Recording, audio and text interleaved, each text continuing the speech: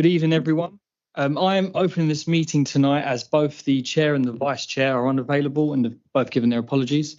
As such, I will now call for nominations for the chair, and then I will just ask for a show of hands whether or not we agree to that nomination. So can I please have nominations for chair? Thank you. So we see Councillor Tandy. Councillor Tandy, please. So Councillor Tandy puts herself forward for chair. Do I have a show of hands in agreement? Okay, then it is agreed. Councillor Tandy would like to come and take the chair, please.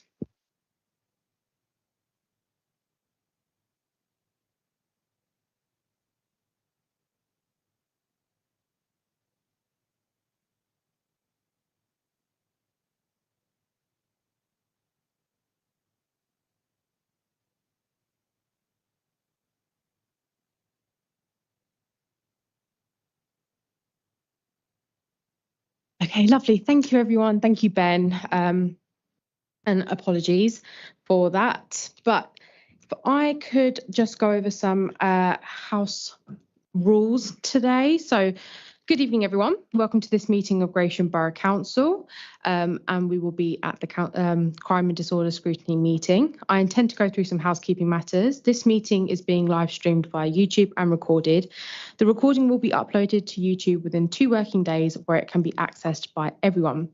Members, please use the microphone in front of you when talking and ensure you turn your microphone off once you have finished speaking. Another member or officer will not be able to speak if your microphone is still on. Please note that the council's visual equipment may, on some occasions, focus on or near to the public gallery area. Therefore, those in attendance at this meeting may be filmed or recorded. Attendance at this meeting signifies your agreement to this. If, as a member of the public, you do not wish to be filmed or recorded, please inform a council staff member in attendance and we will try to assist where reasonably possible. On hearing the fire alarm, we will ask all attendees to immediately evacuate the building. Please evacuate via the nearest fire exits and make your way to the community square outside of the main reception doors. Perfect. Okay, thank you. So I will then go on to item 2. Apologies for absence, please. Yes, through you, Chair. We have received apologies from Councillors Hare, Hart, Croxton, Rolls, Elliott and Aslam, and we have substitutions from Councillors Rana, Williams, King, Harding and Baines. Lovely, thank you. Welcome, everyone. Can I please have a movement to item 3, which is minutes of the last meeting? Is everyone in agreement? Agreed. Thank you. Number 4, declarations of interest. Are there any declarations of interest? Councillor Pearton. Thank you, Chair. My daughter works for the prison service. Thank you. Thank you. Okay, number 5, to consider whether any items in Part A of the agenda should be considered in private or any items in Part B in public. None that I am aware of so far. I do know that we do have a Part B today, though, however. So, getting into the main point of the agenda, I will take us to item 6, which is the mid-year Community Safety Partnership Progress Report. Over to you, Mark. Thank you, Chair. Good evening, members and colleagues. So this report provides members with examples of key work that's been undertaken by the Community Safety Partnership in the first half of this financial year in addressing the priorities identified in the Gravesham Community Safety Strategy, as well as details of the recorded crime and antisocial behaviour incident data that was available at the time of writing. I'm aware, though, that the September crime data figures became available shortly after this report was published, and so the actual 6-month position may be ever so slightly different to that reflected in this report. I've worked on the assumption that members have read the report, Chair, and so I didn't intend on running through it in great detail, but to provide some key headlines. Efforts to tackle antisocial behaviour have included development of an ASB strategy delivery group, who collectively work through an associated action plan to deliver key initiatives. Engagement and awareness raising during Antisocial Behaviour Awareness Week activities took place. Joined up area-based interventions to target persistent or escalating antisocial behaviour and tackling ASB linked to derelict buildings through a multi-agency working group. The photo on page 12 of the bundle, which is page 2 of the report, shows a really good example in the old Job Centre Plus building site in Gravesend. Other key headlines, the section on supporting and protecting vulnerable people outlines the important role that the Gravesham Vulnerability Panel plays in bringing a wide range of statutory and voluntary sector agencies together each month to consider how they can collectively support the needs of vulnerable adults. And there are two really powerful case studies set out in the report to accompany and evidence that.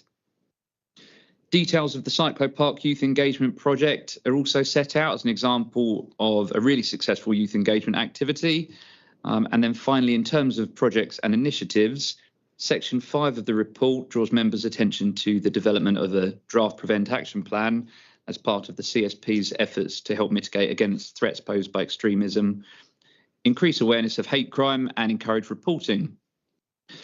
Finally, just to summarise the recorded crime and ASB statistics set out in Section 6, they paint what is a very positive story in that Gravesham has recorded reductions, some quite significant, in almost all offence categories, and total crime had fallen by 6.8% locally compared to an average decrease of 2.2% across Kent.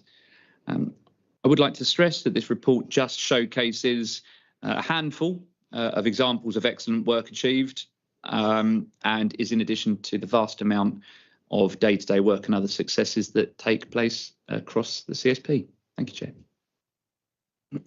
Lovely, thank you, Mark. Do I have any questions? I just had one, Mark, if we could get a little bit more information. In 6.3, it says, it talks about a rise in sexual offences as opposed to physical offences. Could we just get a bit more information regarding and clarification regarding what that is? Thank you. Yes, thanks, Chair. Our police colleagues may be better placed to expand on this. I'm getting a nod from Chief Inspector. No problem, yeah. Thank you. Thanks, Mark. Thanks, Chair.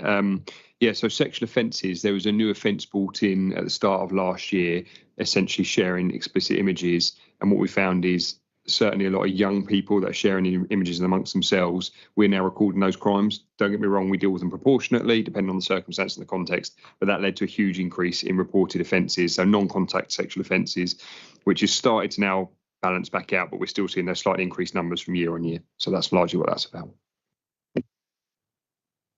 Perfect, thank you. Any other questions? Councillor Williams. Thank you, Chair. You mentioned hotspots in the area. What age are these young people?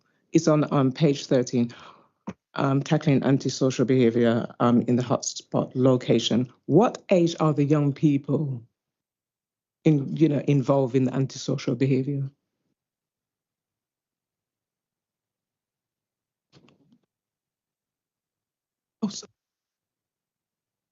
Sorry, thanks, Chair. Thank you, Alison. So it does range. We banned the age-ins, but a lot of the youngsters, kind of 13 to 16 is a main age category. That said, there's younger and there's older.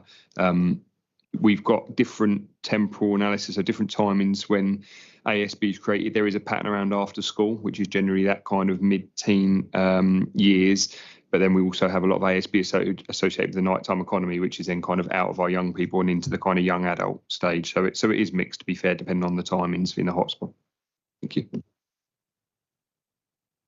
Perfect. Any other questions? No? Perfect. Thank you so much, Mark. Thank you, Will. I will then take us on to item 7 then, which is a report of the topic review group, ASB involving young people. And that's a verbal update, and that will be myself. So I just want to first express my sincere thanks to Kath and Dot in their support in helping us councillors work on this. As members will know, we undertook this topic review to look at antisocial behaviour involving young people. And I'm sure councillors will agree that there was an excellent and thought-provoking discussion for all those involved. We worked through the idea of how we would approach this topic and ultimately settled on an open survey which closed on the 25th of April 2025. Although there was a small number of participants, the answers still did shed some light on this.